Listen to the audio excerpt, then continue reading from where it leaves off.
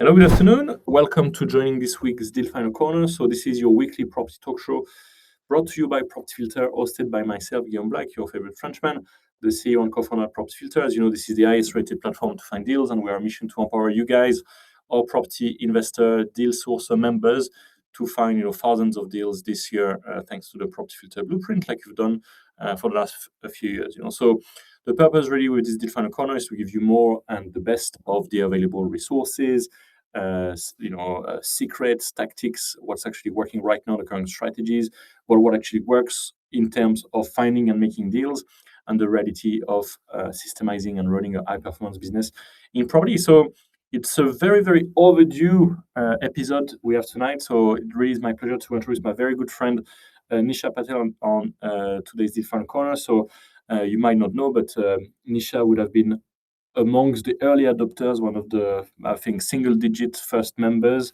to Property Filter so many years ago now, and be part of that community ever since.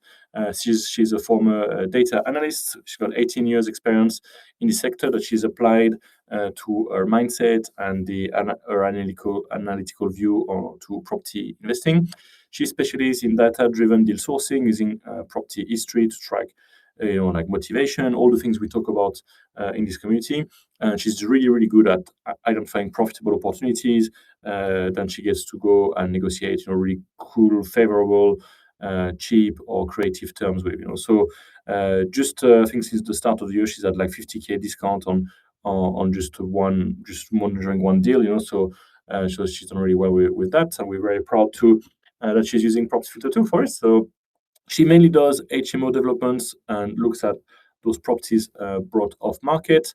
And she's done quite a few deals, combining research and landlord outreach, from the tools, you guys have got access to here as well. So that's her main landlord experience and what she does. But outside of that, she runs something called the Care Property Hub, which basically helps broker relationship between landlords and care providers. So this episode is going to be really, really great for you if you want to have a clear breakdown between what's the difference between exempt accommodation or supported living. All these are actually simpler than what we think, and why you should one model instead of another. She talk about contract structures, the difference between what protects you and separates you from a risky deal, than the ones that the contract that protect you or not. How the rent model works for these different structures. So or who pays who, how does that work, who can reliably collect the rent, who is at risk, and who gets the money, right? We talk about risk. How do you mitigate risk? So understanding different tenancy liabilities, real risk that are real in this sector, and how you can basically protect yourself from these. Lessons from real deals, so insider knowledge from her own deals, the ones she sees being brokered to the platform. And we talk about how you can remove the emotion to validate every deal and move forward. So very much looking forward to this talk today. So please join me in giving a massive Property Filter virtual welcome to my good friend Nisha Patel. Hello. Hello. Over to you. Thank you, Guillaume. Sorry, I was fumbling a bit, but I think we get there again. Okay, so I just share my screen, yeah? I think that's not the one. Just a second, let me have a look. Yeah, if you go on the fourth button, and then it should give you an option there which screen do you want. If I were you, I'd go with entire screen. That's the one that actually I need to share. Awesome. If you go present to view, so okay, let me.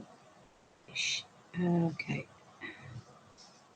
Yeah, so I am sharing, and let me just. Sorry, I've got two screens, as you guys can see. Yeah, perfect. All good. Yeah. I think. Do you know what? My computer is going to get a bit funny, but because of two screens, just give me a second to sort this one out. But yes, thank you so much for the intro. And I must say, being a data analyst, while actually Property Filter came out, I remember that I was taking like about an hour to get all that data in, because for me, it's all about data. For me, it's about I'll do my decision through the data. I can't do anything else. It has to be data. So I remember when actually I met Gilliam's property filter, I was like, damn, this actually has everything that actually I need. So yeah, was on one of the early adopters. Okay, so I believe you guys can see my screen. Yeah? Yeah, all good. Yeah, perfect. Yeah. Anyone? Yes? It's fine, right? Okay, so my background, so as I started in COVID time, which was that time when actually everything just stopped, and I just thought, okay, what the hell I want to do with my life, and I thought of property, simply because property was something that actually I invested in 2007. If everyone remembers, 2007, 2008, everyone was just buying the property because everyone was getting a mortgage. So I've got one. Look, I didn't know property at all. So I did bought it wrong, because in 2008, my property was valued less than what actually I bought it from. But I had a tenant in there, so it kind of paid my rent. And I thought, okay, that's fair enough. Then I bought another one in 2014, and that was another buy to let, but that was much better. At least the it wasn't like bad as my first one. And in 2020, when actually I was thinking I want to do something different, and I thought, okay, what actually is going to be, and I thought of property. But at that time, I was still at the full time in my day job. And I tell you what, when actually you are on full time on your day job, doing something, it's kind of difficult, because I didn't know how to start, where to start. And suddenly I came through redundancy. And I just thought, okay, so this is a sign from universe for me to change from a full time to possibly like, let's do property. And I thought, okay, that's fair enough. I negotiated my redundancy. And while negotiating redundancy, I thought, okay, because I was in a project, so I had like a 14 months left. And while negotiating my redundancy, I just wanted to build something on the side, wanted to build a property business, but by not having any sort of experience, or no background, or not even any links to property, or not knowing anyone, it was a challenge. So this is when actually I invested in myself. And when actually I invested in myself, I met quite a lot of people. One of them was Gilliam Property Filter, and this is where actually my journey started. So I started from something called HMOs, rent to rents. This is where actually my journey started, because I needed a cash flow after a year. So I started doing HMO after, in 2022, 1st of October 2022, I was full time in property. Gosh, I really thought that I just made it. I just made it, because like this, I was able to have time for my kids. I mean, it was all about having my calendar on my hand, because I live with my in laws. They are getting age, and they need hospital appointments here and there. And I didn't want it to go to work like all the times, like, listen, I need this time off, or I need that time off. Can I make this up? All that kind of thing. Or when actually I want to take a holiday, because my parents were in Portugal. So my background is Portuguese. So my parents are in Portugal, and my dad wasn't well, and I wanted to spend more time with my dad. So I was like, finally, I will have more time with my dad. And in February 23, he leaves this world. And seriously, at that point, looked like that the world just collapsed, because I made all these changes so I could spend more time with him, and he wasn't there. But he left me a lot of lessons, because while he wasn't well, and he had dementia, he was in a wheelchair, he lost his motor skills, My mother became a full-time carer. Around the life actually changed completely when in last 10, 12 years that actually he wasn't well, in and out of hospitals. We didn't know whether he would return it back or not. But all those changes that even we had to make to the house, so he could be as comfortable as possible. And when actually he passed away and I came back, this is a time that actually made me think about it, that the situation over here is not the best either. I mean, not very different to Portugal. And it also happens that I had this, my best friend's daughter. She was born. She was born with the muscles problem, so her muscle didn't develop, and she was in a wheelchair. And the trouble that actually we had to find the property for her, just like what actually we had to go through just to find something for her.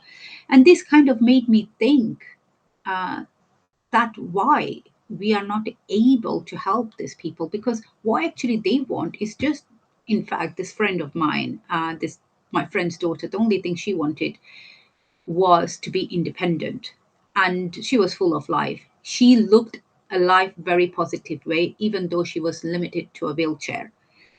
Unfortunately, she passed away December last year, not December 25, December 24, while actually I was doing a launch of Care Property Hub, and that she actually helped me through some of the things where actually I used to talk with her. Um, but yes, it is for them that actually the Care Property Hub came from, because I know the pain of looking after a loved one who has these challenges. And this is what actually I wanted to facilitate, because I do have a background of a property investor now. I do know a lot of people. We have a big community, property investors based in Birmingham. And I just thought, why the hell we can't do this? The problem that actually we were having and all the landlords get through is like, how the hell I contact the care provider? How do I get in contact with them? What do they want? And this is why the Care Property Hub exists. So it's a platform where we connect care providers to properties. Now, I'm going to start with talking about exempt accommodations, because when actually you are working with care providers, there are different sort of strategies, and I believe there are about 11 of them. But let's talk about exempt accommodation and supported living, CQC registered, because there is a massive difference, although it looks the same. So, in exempt accommodation, it could be a shared housing, multiple tenants. They will be living together, about 5 to 6. It could be about 5 to 6 beds. Uh, it needs to have a HMO compliance, not a HMO license, but all the compliance like fire doors, fire alarms. Um, and you will need to also provide the furniture. Well, this is like what the care providers will have to do, provide the furniture. What a type of tenant it goes in there? It will be people who actually has a light mental health issues, and I wouldn't say a severe. Uh, they have been homeless, so basically they lost their job. They need some sort of support with their CVs or applying the jobs so they can go back to the community. It could be people who actually has some learning difficulty, not a severe, again, learning disability, but it also could be a young people who is just leaving the care, and they will be living all in the uh, shared house, just like a HMO type. This will be again funded by the government. It has a lease for 3 to 5 years. Normally, I Okay, so let me tell you, normally what will happen if you have a property with you want to rent to exempt accommodation, it's very straightforward. Within 4 weeks, that property can be taken off from you. Because it will be just a care provider coming to your property, say, right, okay, that's fine, that's fine. We possibly needs a fire strip over here. That fire door needs to have this. Possibly that lock needs to be changed. That sort of the details that actually will need it, they will say to you to upgrade your property so they can take it over. And they will, once you do that, it's taken over. Simple as that. When actually it comes to supported living, this depends more on the demand of what actually is needed. So it could be like for people who it's like elderly who need some support. They can still live by themselves, but they need some support. It could be severe disabilities, learning disabilities, mental health. So these are severe mental health. Now, when actually compared to supported accommodation, they would have a package of 5 hours a week of care, right? This is on exempt accommodation. So this will be like people like to write CVs or help them with the CVs, or even they can be remind them to taking the medication, remind them to taking the medication if they are in any medication, help cook, help with cooking, like cooking classes, not cooking for them, but like cooking classes, like teach them how to cook. That will be like a 5 hours of care package. On this, there will be more hours of care package. Could like be 24/7 care package. Could be someone who actually needs to be at night and few hours during the day.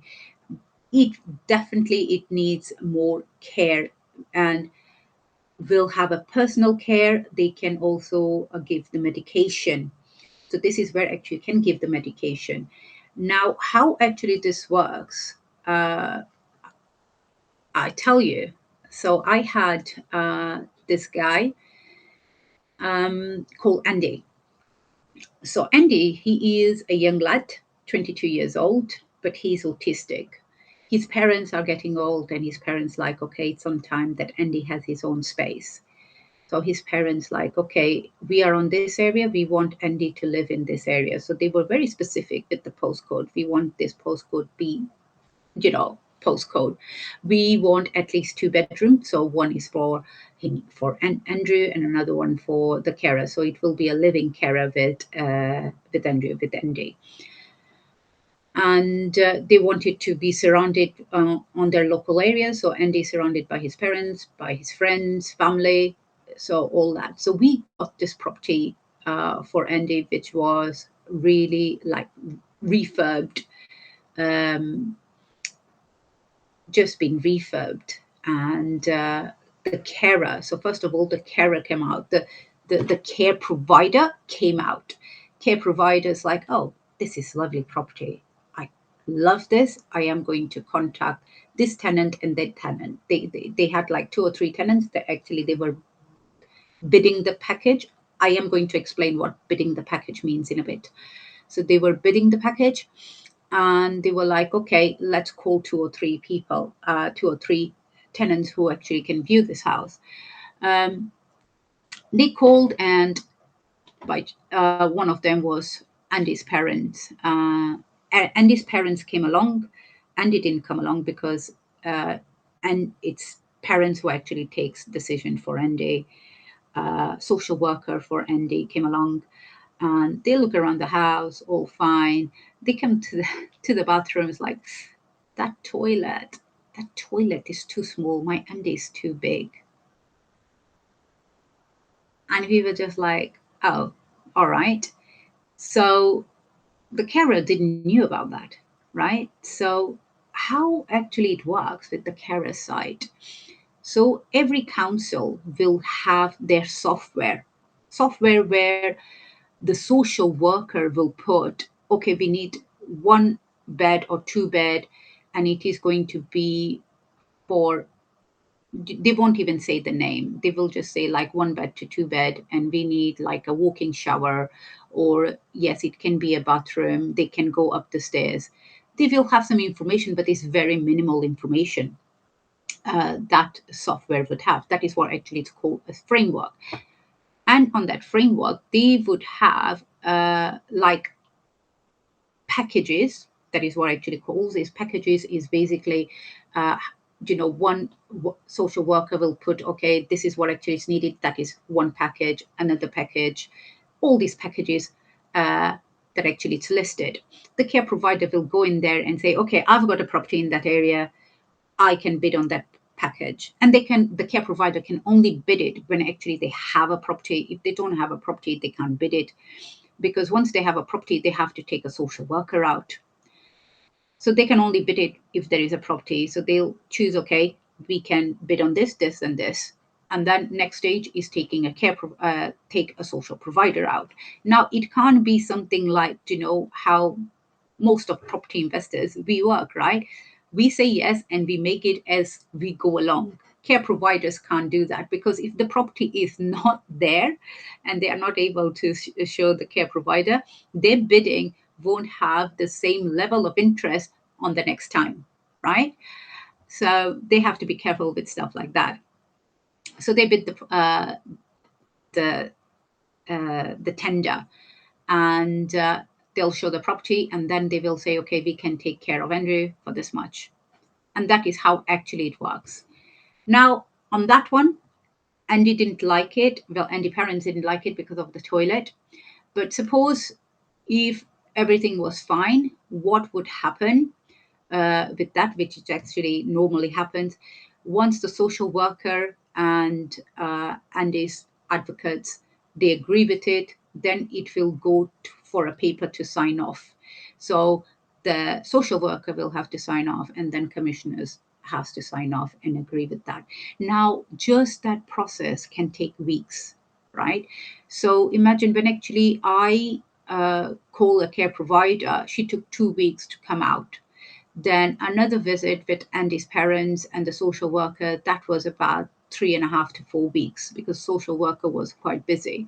Now to do all the paperwork again, uh, and get all that paper signed off, only God knows how long it takes. Just to say, right, I have another property, which actually tenant liked it. It was brother and sister. So brother was dependent of sister and he needed a full-time care, and they absolutely loved the property. Social worker gave a hands up as well, thumbs up as well. And when actually it came to sign off the property, I was like, okay, I was asking the care provider, look, we need to sign off because this landlord has been waiting for 7 weeks now. And the providers, yeah, of course, social worker and all of them, we all agreed that this tenant is going to be quite well on there. And she's calling the care provider and she's not getting it through. This is care provider is calling the social worker and she's not getting it through.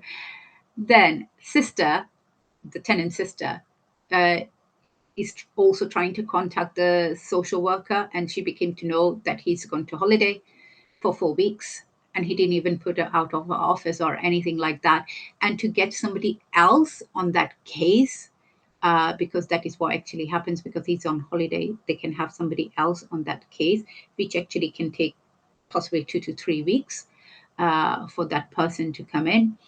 And then they will have to review everything. And at that point, landlord just had enough. So, it just depends how patient you are, or how, who do you want on your property. So this was like, it's more likely going to be a single tenancy, or they might, even if it's like a big property. So I have worked with the provider where the property was a four bedroom, and downstairs it had a room downstairs and three upstairs. So downstairs they were able to put someone who was with the wheelchair, and upstairs they put somebody else. So they were able to work like that. And there was a full-time carer with them. So basically on those will be more autistic people, learning disabilities, who needs a full-time care. So this is a supported living CQC, and they need to be CQC registered because there is a personal care. Okay, so this is just a comparison between two of them.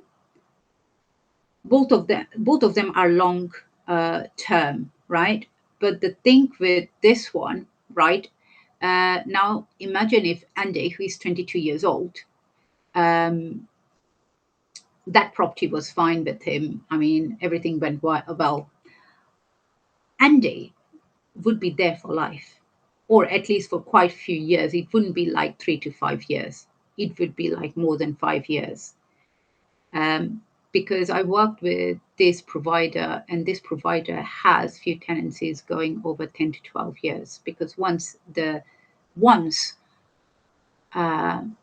tenant is used to that area and used to the house, it's very hard, very difficult to move them along, right? So it's not as easy to move them out.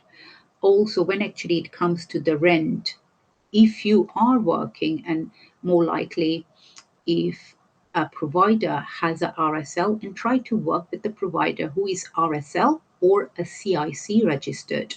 Because if they are RSL and CIC registered, they would be able to request for enhanced rent for the property.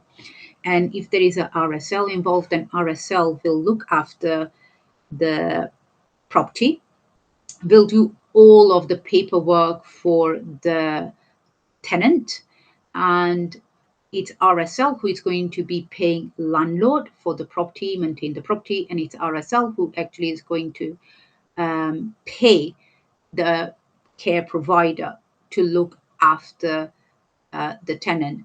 And that is a best setup if you can work up with RSL, because then you have your property well taken care of, and care provider just needs to provide the care. But we also work with providers who are CIC, and they have their own internal team who actually is looking after the property. So supported accommodation contracts, rents, and process.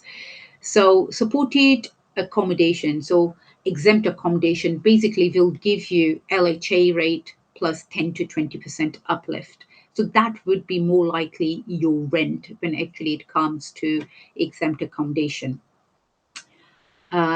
So let's have a look. Birmingham is 78, which 15% uplift is 90. So that is £392 per room. And if you have 6 of them, it can give you about 2,400 per month. It's roughly about that. So that is a Birmingham case. Now, let's talk about contracts and rent. So I spoke very briefly about the contracts with supported with exempt accommodation. It's normally about 3 to 5 years. But when actually it comes to supported living, you could have 10 to 15 years. And their rent on the supported living, it's not LHA based. It's set up by landlord or RSL. Now, it's funny. Let me tell you something.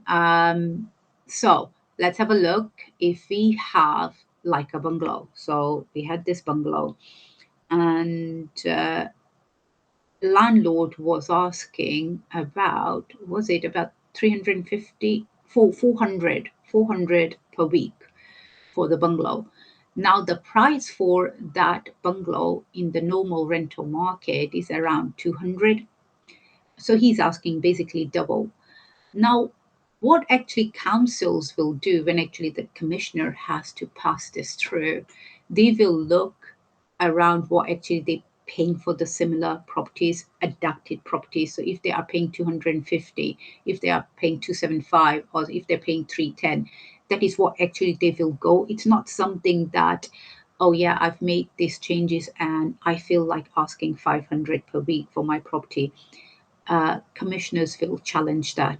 They definitely it's going to be challenged. Another thing, so yes, the commissioner signed off.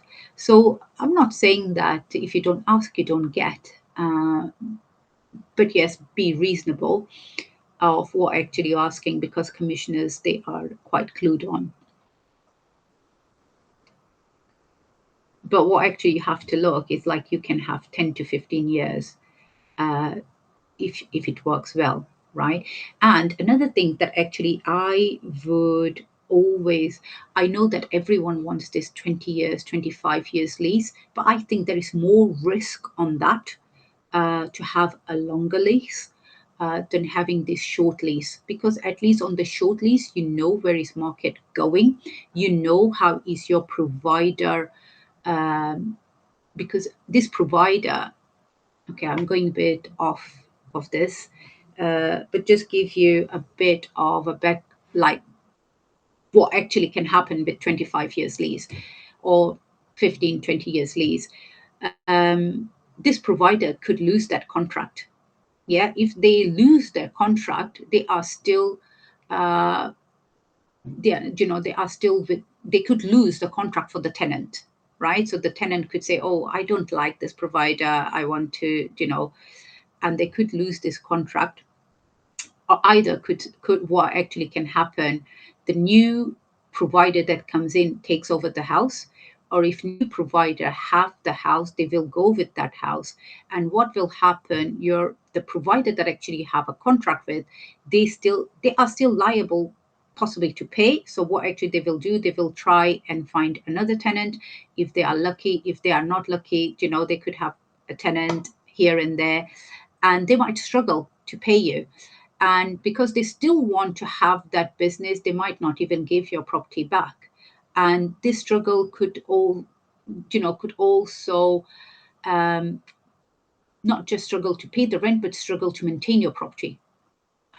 So I really think about like 5 years, 10 years lease is the best, uh, because then you can actually see how is the market going, and you can keep renewing, because remember, it's very hard to move that tenant. Now, frameworks and tenant types. So we spoke about the tenant types, exempt accommodations, and supported living. There could be, yes, as you know, we are going at the phase that our population is getting mature. So we have quite a lot of elderly people. Now let's just go through. I'm a data analyst, so I had to go through a few numbers, and this is for you guys to understand what is the demand of supported housing.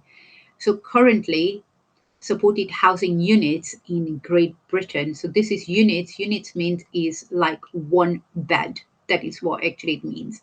So currently we have 634,000 units in whole UK. And out of the 634,000 units, that actually falls under exempt accommodation. So this is exempt accommodation, is about 1/3.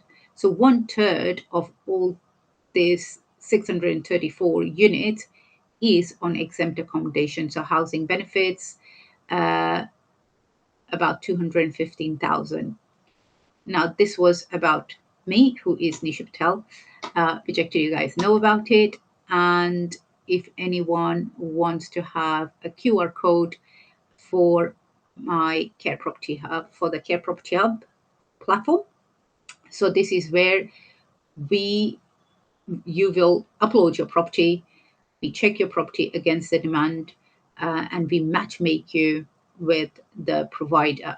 So you won't have, we also, one of the things that actually we do is we check our providers, we verify our providers. So we check their company, we check their credit, we check if they are working with another properties, how are those properties being maintained. These, and we speak with some of their landlords, so we understand how they communicate. um, and why we are doing this, because we don't want any of our landlords properties to be trashed. This is something that we don't really want it, hence we work with credible providers. Now, what is the current gap, that how many more units do you think we need today?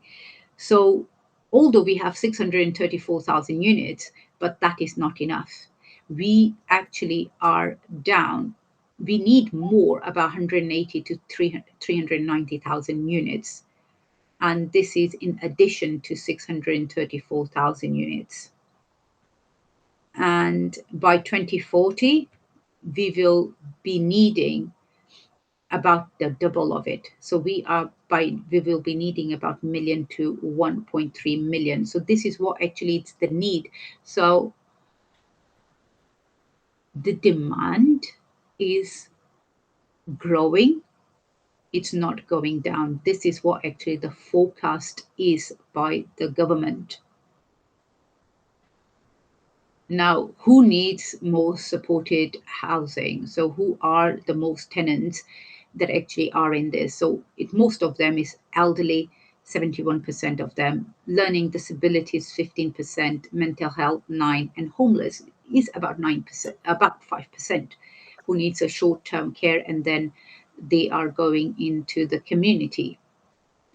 Now, I wanted to say right at the top 5 areas that actually needs temporary accommodation. So London is on top of them, Southeast, West Midlands, especially in Birmingham. We know in Birmingham, just in Birmingham, we have 30,000 units of exempt accommodation. 30,000 units. This is what actually Birmingham is. Understanding the scale, so 131,000 households in temporary accommodation. So we know that London will be that top location where actually more housing, temporary accommodation is needed. Now, what this means for property investors, now there is a high demand, as we know, in London, in Southeast and West Midlands, and we know that council won't be able to build all this. I mean, government has this target of 1.5 million homes in 5 years. I think I would be happy if they do at least 300, by end of 5 years, which I don't even think they would be able to do it by the way that the things how actually they're going. And there is a growing need for supported living. And one of the reason is our population is getting old, right? And we will need to support. I mean, I will be one of those in 30 years' time. Well, uh, but that is what actually we will need. Hence, this is a strategy that will be here for next few years, and we will be able to help the government if they'll, you know, with all the policies that actually they're doing now with Section 24 and not being able to get the house back. At least it is with supported living or exempt accommodation, it is a company-led contract. And the if the care provider is not paying you, you can have your house back. Another interesting thing that actually you need to understand is when there is this supported, mainly on supported accommodation or exempt accommodation, supported living, the tenants who actually are in that property, mainly on the exempt accommodation, the tenants that actually are in that property, they don't have AST. They have this whole thing, license. Um, so it will be easier to move these tenants. So if you want your house back, uh, these tenants would be moved to another property, because for them that is a temporary accommodation. So they will be moved to another property within 24 hours. That is what actually their turnaround is.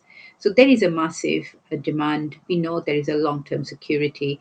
And more than anything, it is ethical investing, because remember, you are helping someone by providing a place, whether it's someone is homeless or whether someone is autistic or someone is on a wheelchair, you are changing their life. So this is some more statistic about it. Gosh, couldn't really say that word. So 81% of them have overspent. 81% of council has overspent in the adult and social care, which I am not surprised at all. 8.4 billion is the gap between the funding gap between 28 and 29, and 2.8 billion is spent annually in the temporary accommodation for homeless households. So it is about 2.8, about 3 billion a year when actually it comes to temporary accommodation. Now, your opportunities, as we know, councils won't be able to meet all this. We will need partners like yourself, like landlord who has been investing and wants to secure a 3 to 5 years leases. And how much government has allocated over the 10 years, although they have allocated this for 10 years, but this is not enough. It is 39 billion. But I tell you what, I don't think this is enough because the demand is going up and they are forecasting this based on what actually they are currently spending. Um, so I think it will be much more than that, although this is what government has forecasted.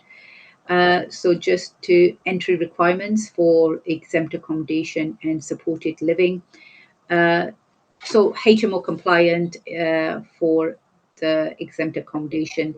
Location, make sure it's well, it has the good amenities, good transport links, and partner up with a provider that you can make your own checks. I mean, do your own due diligence when actually are working with the provider or with the charity. Check their company's house. Company's house is free to go and check it. Check it how long they've been around. Check it if they can take you to the properties they are managing, right? Do all those due diligence because it's worth it for your investment. With the supported living, yes, self-contained units, bungalows are really in high demand in few areas. In fact, I am just about to do a deal in Hull for a bungalow. It is a two-bed detached. But yes, also look after who is the provider. Do your own due diligence on the provider. And this is the financial returns for the provider. You know, if you are in private rental and supported living, we know in private rental, the biggest risk is tenant not paying and we are on the court. That is the biggest risk with the private rental. The investment case, why it matters, definitely there is a massive demand, but also it is a hands off, it's a secure income because if the provider doesn't pay, you can take them out and have your house back. So this is a QR code. If you want to know what sort of properties I need, because I work a lot with supported living, CQC registered, and it's important to understand what they need. And if you know what they need, then you can like think, okay, so there is a demand of this, so let's invest on that. So I have a demand so this is a newsletter that actually you can receive on your in your inbox, where actually we share what sort of demands we have, what sort of properties we need for the care providers. I also write articles in LinkedIn every Monday, and this is all about NHS system, temporary accommodation, children's homes. I am a numbers person, so I like to analyze what is government being spending and how we could spend it better. What would be the solution? So I write an article every Monday, which actually every Monday on LinkedIn, and I share that, and I also share that in the newsletter. And the demand, the properties that actually is needed, and everything else that actually is going in the care world. So yes, so now I'm going to stop sharing my presentation so we could do some Q&As if anybody has any questions, of course. Yes, there will be plenty. Thanks a lot, Nisha. Appreciate it. So I'm going to go up on the questions. So the first one was Kabita. I think it was on the when you made the comment about the long leases and how care providers might come and go. And so, what's Yeah. the difference between them losing their care package on a 5 to 10 year leases as well? Is it just less risky, but is it what's the difference with that? Right, that can happen. I tell you when actually that can happen. For example, when a provider is working directly with the landlord, the property rental, let's have a look. Rent of the property is £1,000. That is what actually normal market rate is. The landlord wants £2,000, and the provider's like, okay, I really want to have this tender, right? Okay, I am not with RSL, but I know that a package of this end user of this tenant is really good. I will be able to pay some from his package to the landlord. Then what happens?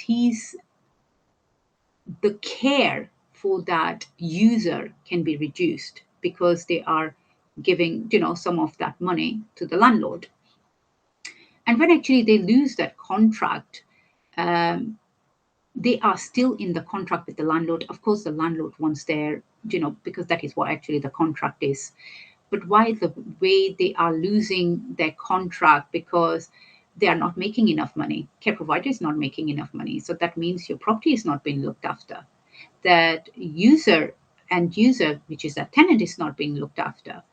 And it is all in the down rail. So I always say, right, to the landlords, if you really want to have a long-term relationship with this provider and making sure this, that you have a long lease, I'm not saying, we are here to make money and I'm all about profit.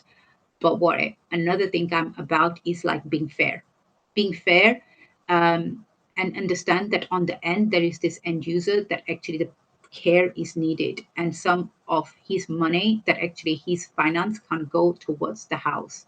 And if the care provider loses the contract, before he losing the contract, there will be a lot of things, because losing the contract will be the last thing. The first bit you will notice is possibly they come a bit late with the rental, or the maintenance is not done.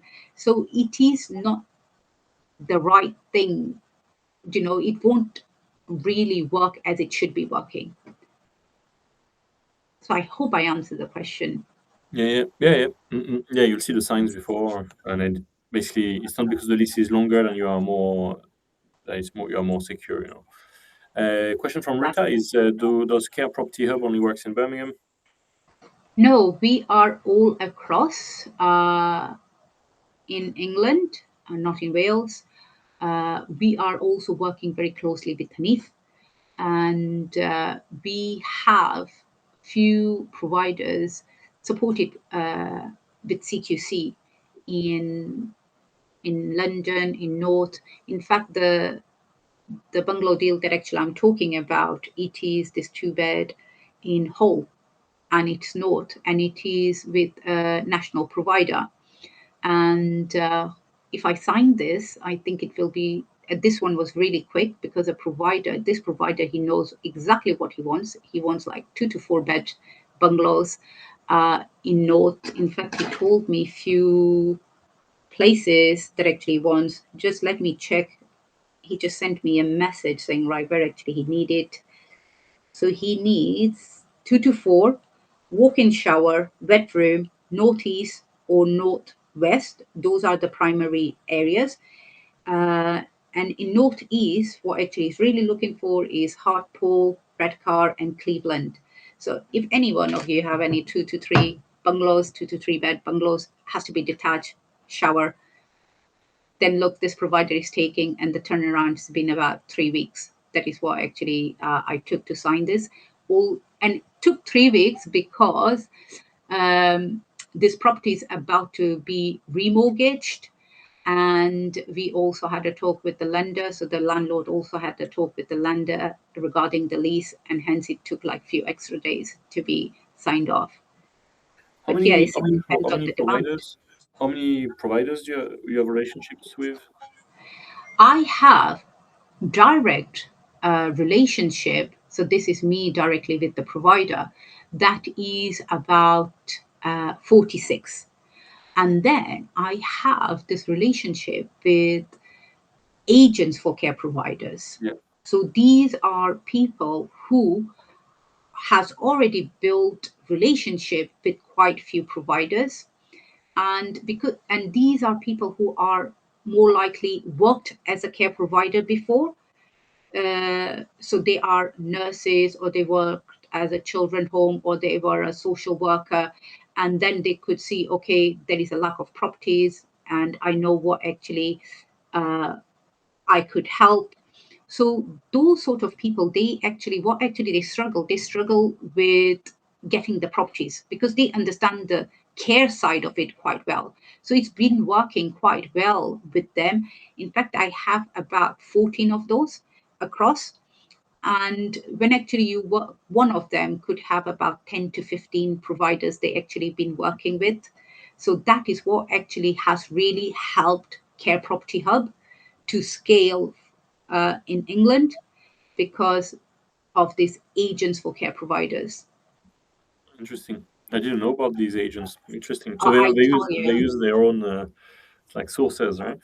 they Uh, do.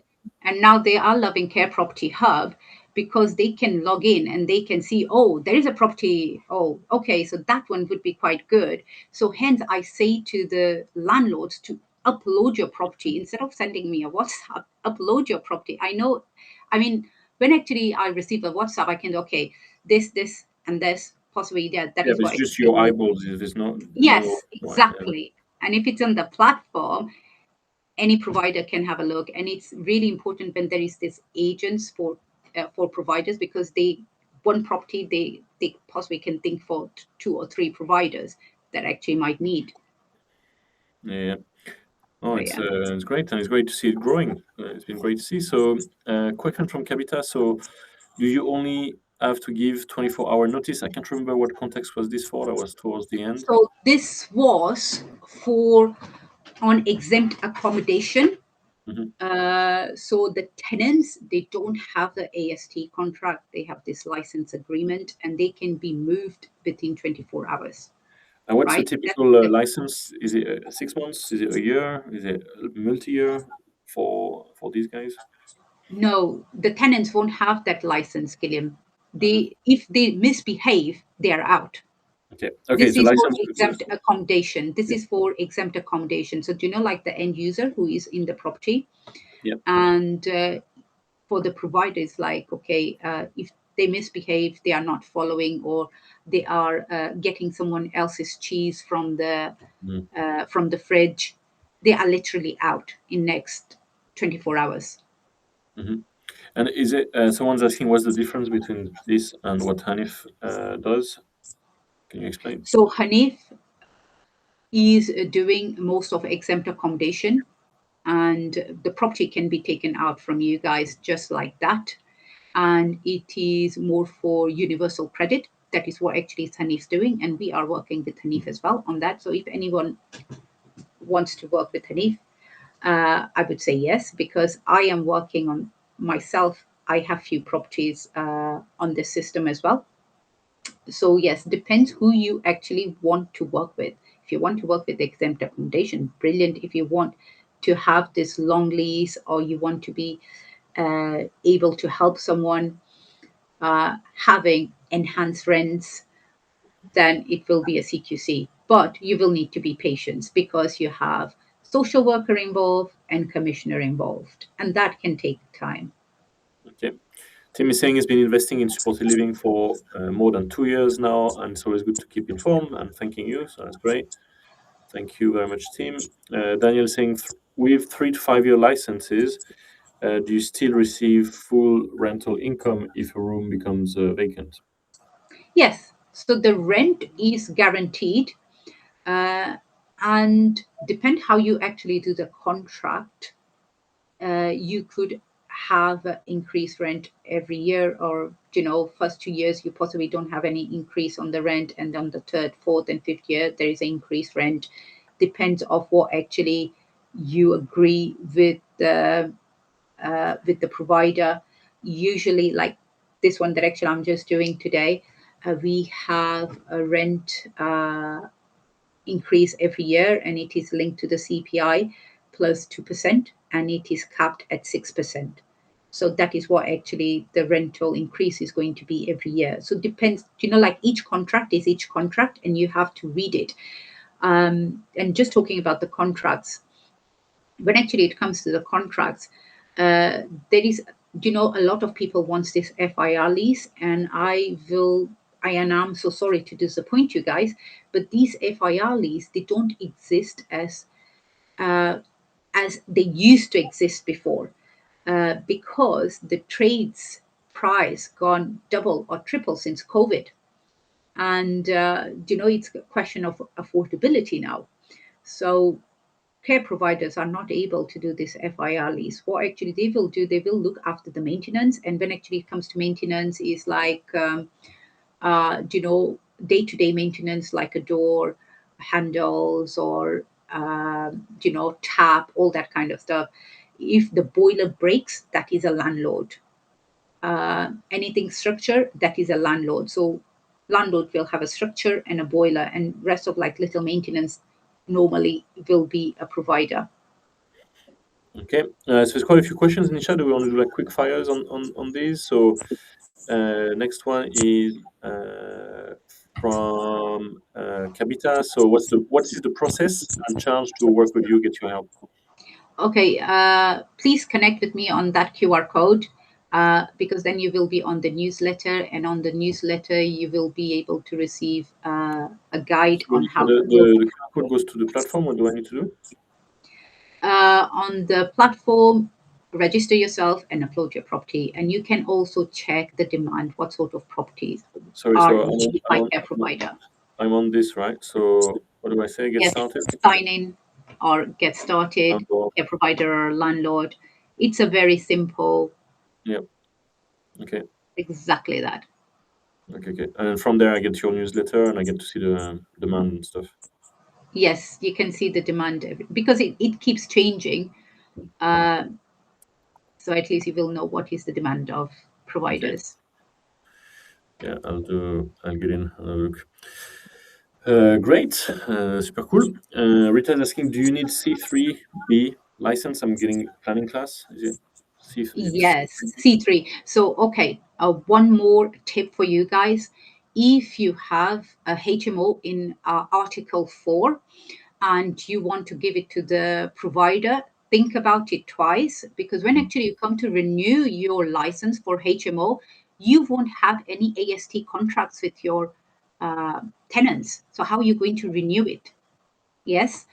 So it more likely you are going to be losing than that license on the Article 4 area. So if you are thinking to do a social housing, You mean give it license or planning or? sorry, the HMO license Okay. on the Article 4, because you wouldn't be able to renew it, because you wouldn't be able to provide that ASC contracts to the council when actually the renewal happens, because your house is being used as a C3B and not as a C4.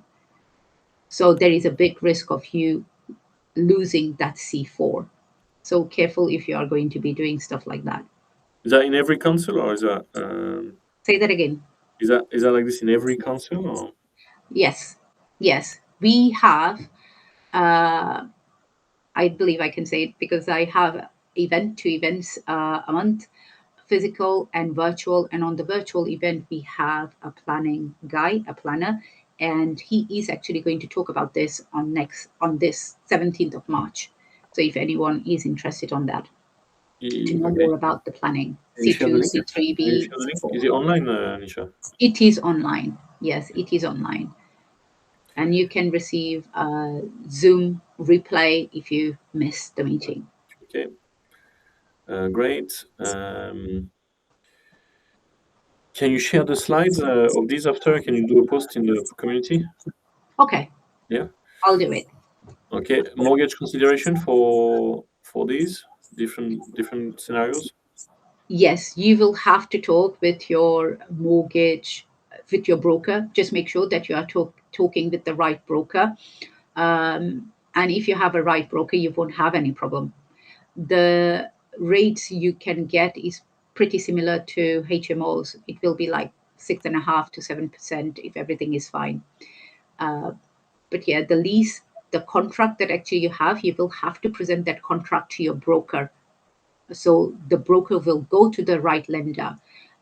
So why is that important? Because the lender will like to know what sort of tenants are going to be in that property. Yeah. And same for your insurance, right? Same for the insurance, exactly. Mm. So the contract. Actually, these are all questions we're going to talk about. So on the 14th of March, we're doing this in-person event to basically go over. So Nisha is one of the speakers. We have Daniel Hills. We have Jay Chauhan doing talking about rent-to-rent, back-to-back leasing, or you can do these. And Nisha as well about how to work with providers and stuff like that.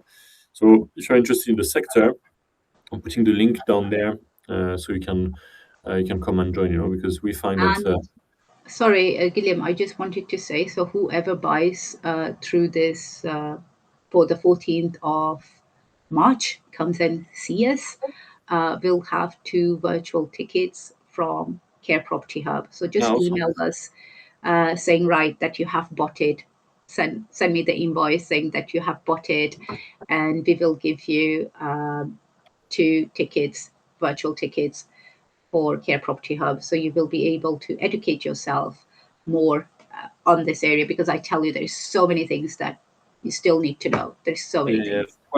honestly, it took me a long, long time to get my head around it. We find that at Property Filter, our job is very much to help you stay in the know and masters the strategies that are working right now, not the stuff that maybe you bought a course in 2022, and doesn't work anymore. So what's No, actually working right now, what actually stacking in the current market.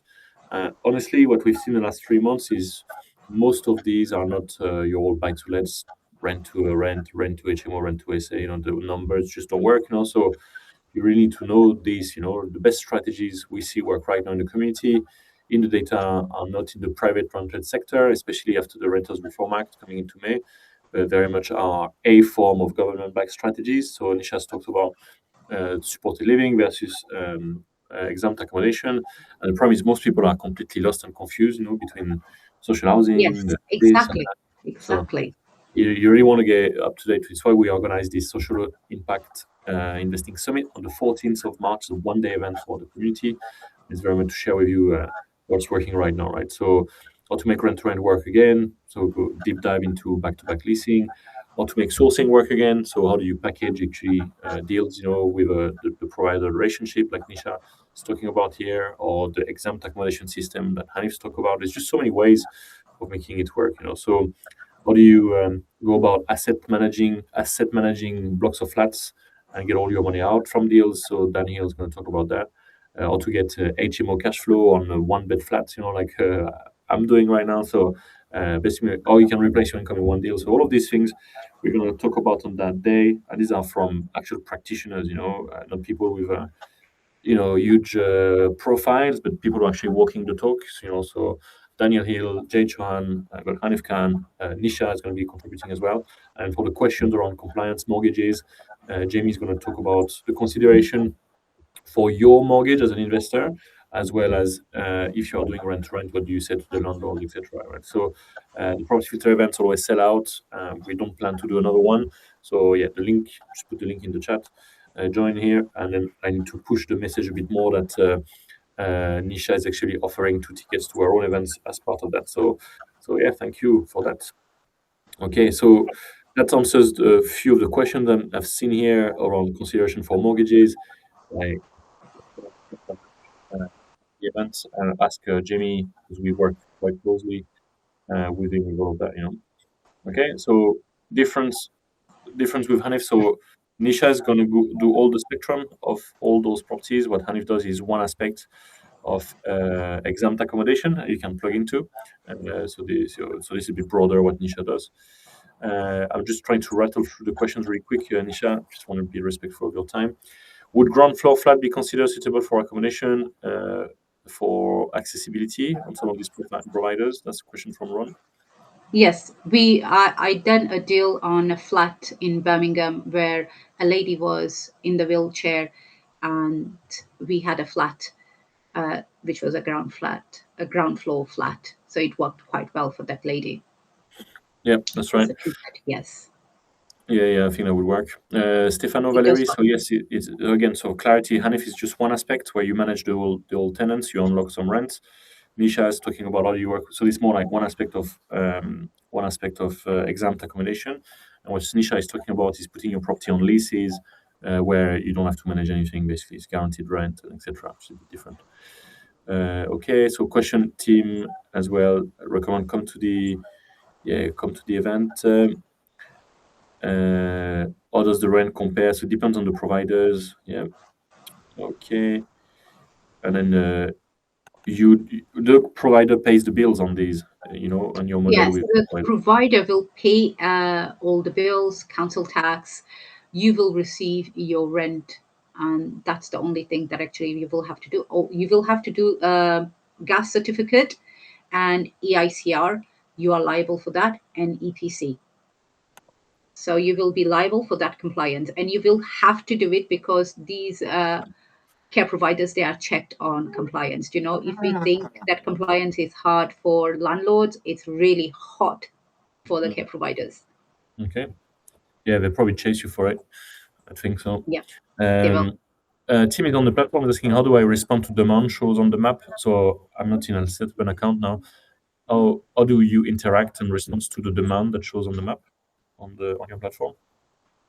So on my platform, you will have a demand map where actually you are able to click and check what sort of property that provider wants. You will also be able to see if it's more than one or two or three providers that actually needs a property. So click in and you will have, and you will receive the details of what sort of properties, 2 bed, 3 beds, and how much rent they are expecting. They are agreeing to pay, which is always negotiable. This is why Care Property Hub exists.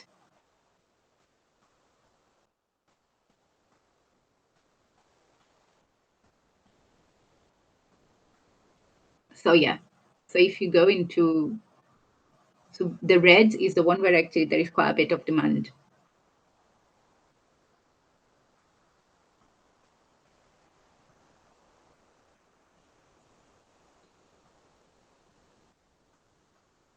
So it will tell you all the details of what actually you need.